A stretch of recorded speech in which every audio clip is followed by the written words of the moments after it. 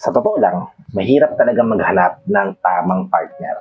Yung alam natin na para talaga sa atin, kasi challenging talaga yan. Pero rewarding experience yan sa buhay natin. Kaya naman whether you are single o na naghahanap ng pag-ibig o nasa isang relasyon na hindi na nag-work out, napaka-importante na malaman mo o maintindihan mo kung ano ba talaga yung hinahanap mo sa isang partner, sa isang relasyon, at ano ba talaga yung hinahanap mo sa isang tao na sasakto talaga sa'yo. Kaya naman today, pag-uusapan natin kung ano-ano itong mga bagay na ito. Kung interesado ka malaman kung paano nga maghanap ng tamang tao para sa'yo, para kapatid, pag-usapan natin yan.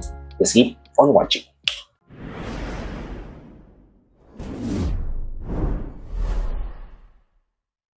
Hi, I'm Gary Pimo at gumagawa ako ng mga videos na tulad nito para matulungan ka na maging best version ng sarili mo at maibigay mo yung best self mo, syempre, sa taong mahal mo. Kaya kung bago ka pa lang dito sa channel ko, please consider liking this video.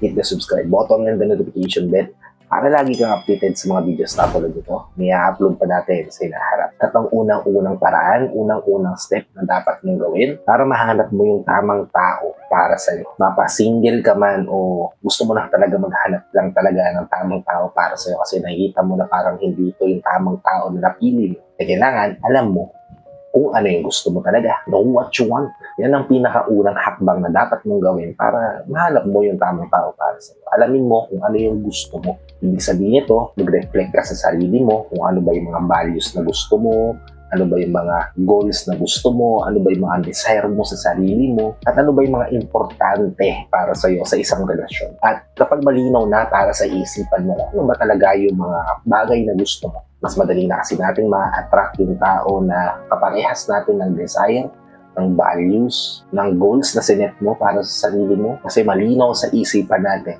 kung ano yung gusto natin. At kapag malinaw sa iyo kung ano yung goals mo, yung desire mo, yung values na gusto mo, makita sa isang tao, then madali mo siyang mahanap, madali mo siyang mamamanifest into reality. Diba? At yun ang unang hakbang. Proceed tayo sa ikalawa, which is maging totoo ka sa sarili mo.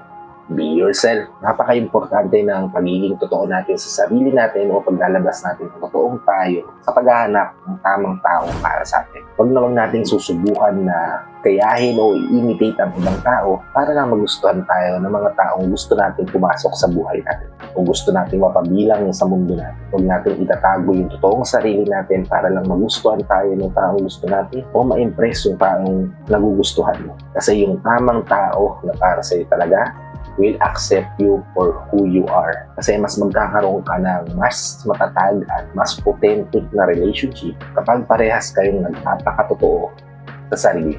Mas gusto mo yun, di ba? Siyempre naman. Kasi nga, mas malaya kang ipapakita yung totoong ikaw kaysa sa nagtatago ka sa maskara ng identity na hindi naman talaga ikaw. Okay? Kasi tayo sa ikatlo, which is take your time. Tama po yung narinig nyo. Dahan-dahan ka lang. Enjoyin mo yung proseso, huwag kang magmadali. Kasi finding the right partner takes time.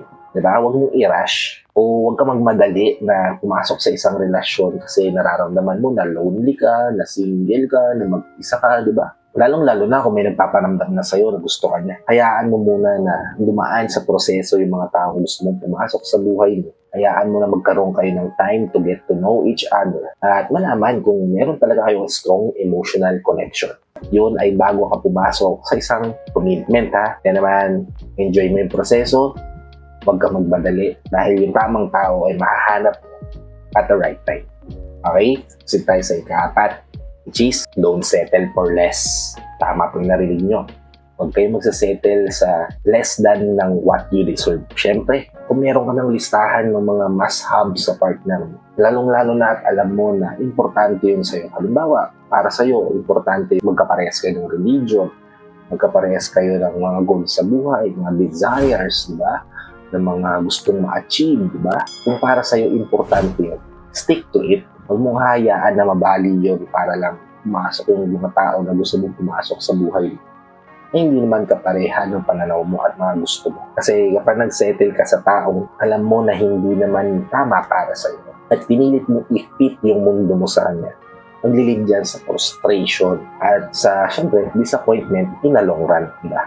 Kaya naman, girls, don't settle for less. You know what you deserve and you must have it, kapatid. Sa taong papasok sa buhay mo.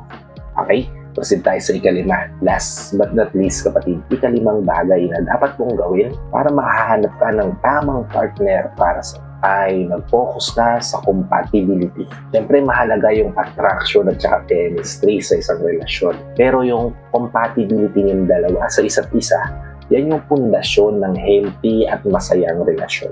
At yan ay magiging maayos lang kung kayong dalawang mag-partner ay parehas kayo o nag-share kayo ng same values, same goals, siyempre, same lifestyle. Pati na rin siyempre yung madali nyo na i-communicate sa isa't isa yung mga bagay na gusto at ayaw nyo at handa kayong suportahan yung isa't isa. Once na meron itong mga criteria na to sa relasyon mo o sa taong inaay mo na gusto mong pumasok sa buhay mo, then kapatid, posible na yung taong yan yung right partner para sa'yo. At ito lang mga kapatid, yung mga few steps para mahanap mo yung tamang tao para sa'yo. Yung alam mo kung ano yung gusto mo, nagpapakatotoo ka sa sarili mo, nahayaan mo yung oras o take ka ng time para mas makilala pa yung mga tao na gusto mo pumasok sa buhay. Hindi ka nagsisettle sa less. Nagpo-focus ka sa compatibility ng taong ipapakita sa'yo ng motibo. And I hope nabigyan ko kayo ng idea dito sa video na to. If nabigyan ko nga naman kayo ng idea, please let me share this to your loved ones na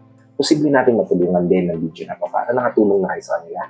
Nakatulong na rin ako sa lahat ng FW viewers natin, sa mga viewers natin dito sa Pilipinas na walang sawang nanonood, sumusuporta at palagi nakatune in sa bawat video na in-upload ko. Maraming salamat po sa paligid ng panonood at pagsuporta.